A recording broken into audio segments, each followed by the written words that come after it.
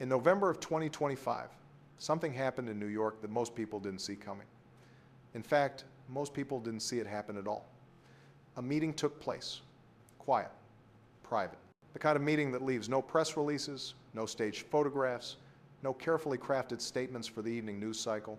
But in politics, particularly in New York politics, silence of this kind often speaks louder than any public declaration ever could. The meeting was between Donald Trump and Mahmoud Mamdani. Now, if that name doesn't immediately register with you, that's precisely the point. Mamdani has spent decades operating in the spaces where power actually gets negotiated. Not on cable news, not in the halls of Congress where cameras are rolling, but in rooms like the one where this meeting occurred. Closed doors, trusted advisors, the kind of conversation where people say what they actually mean. What was discussed in that room remains largely unknown. No leaks, no strategic disclosures to friendly reporters. Just the bare fact of the meeting itself, confirmed through sources close to both men. And yet, within days, within hours, in some cases, the political temperature in New York began to shift. Republican operatives who had been operating under one set of assumptions suddenly found themselves adjusting their strategy. Democratic insiders who thought they understood the terrain ahead began questioning what they thought they knew. Consultants started making phone calls. Bundlers started asking questions. Because here's what most people miss about politics at this level. The most consequential meetings rarely make the news.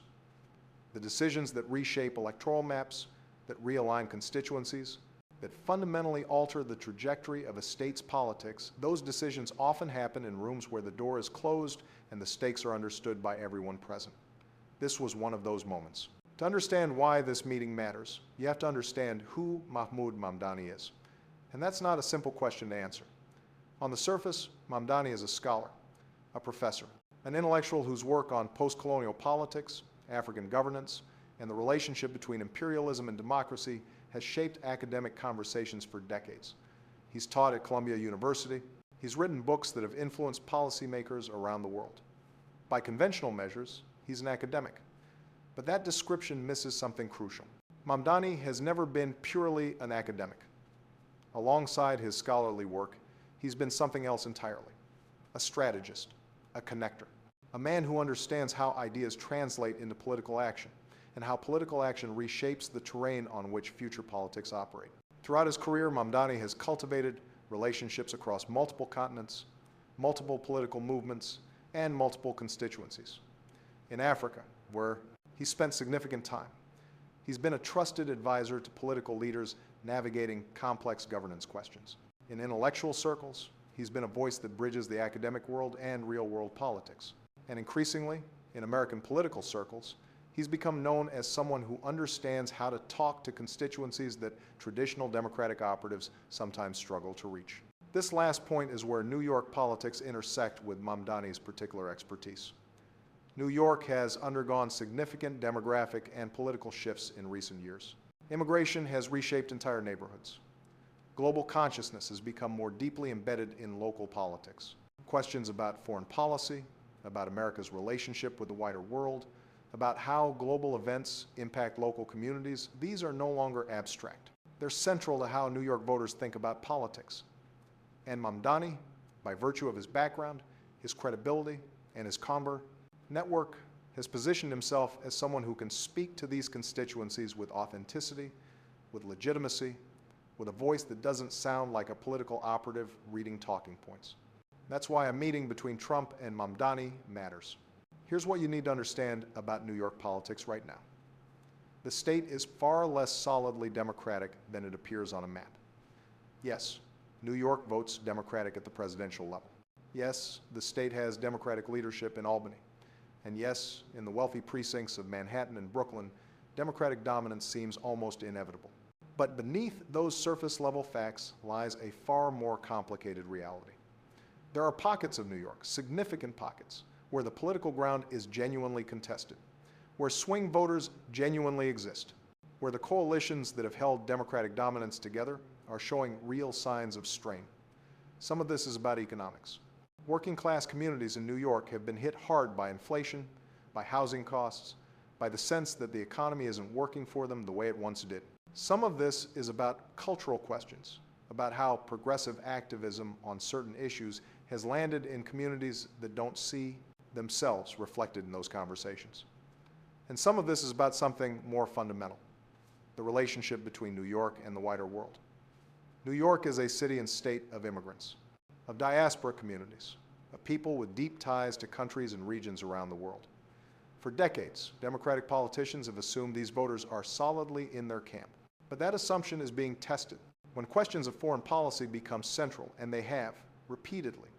Over the past several years, these constituencies don't automatically align with progressive orthodoxy. In some cases, they align against it. And when Democratic leadership seems indifferent to those concerns or hostile to them, these voters start looking elsewhere. This is the terrain where Mamdani operates with particular effectiveness. He has credibility in immigrant communities, in global consciousness movements, in constituencies that care deeply about how America conducts itself in the world.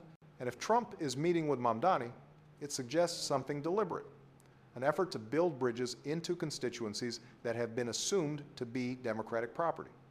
That's not a small thing. Now, let's be clear about what this meeting probably wasn't about. It wasn't about Mahmoud Mamdani joining the Trump campaign. It wasn't about some dramatic public endorsement or alliance. Those things would have leaked immediately. They would have been managed strategically, leaked to friendly media, spun relentlessly. The fact that this meeting remained quiet tells you what it probably was about. Conversations, explorations, the kind of discreet dialogue that happens when two political actors are feeling each other out. When they're asking questions that don't have easy answers. When they're exploring whether common ground might exist in places where it wasn't previously obvious. The calculations here are multifaceted. On Trump's side, there's a clear electoral logic. New York is a huge prize. It's not a swing state, but it could become more competitive than it currently is. And even if Trump doesn't win New York, reducing Democratic margins in the state meaningfully would have downstream effects on the national map. If you can peel away significant numbers of votes in a traditionally Democratic state, you're reshaping the entire electoral landscape. But there's something else too. Trump has spent considerable energy in recent years trying to build a broader coalition, to move beyond the core base that has supported him and reach into constituencies that have been skeptical of him. Mamdani represents access to communities that haven't been traditionally receptive to Trump's message, not because they're inherently opposed, but because they haven't heard a Trump message designed specifically for them. On Mamdani's side, the calculations are different but equally strategic. What is an intellectual gain from a conversation with a former president and likely future candidate? Perhaps the opportunity to influence thinking. Perhaps the chance to ensure that certain constituencies and certain perspectives aren't entirely excluded from conversation.